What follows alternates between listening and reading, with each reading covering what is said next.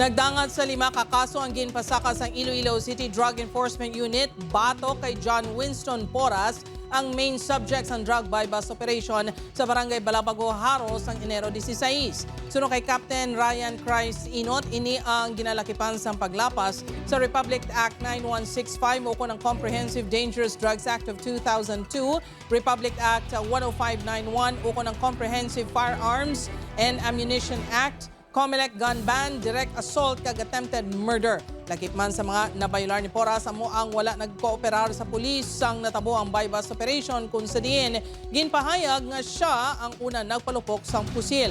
Madumduman nga jutayan lang na igo ang operatiba. Nagtuyo naman malagyo ang mga kaupod sini nga sanday Jesus Martinez kag Berna Villarosa apang nadakpan man.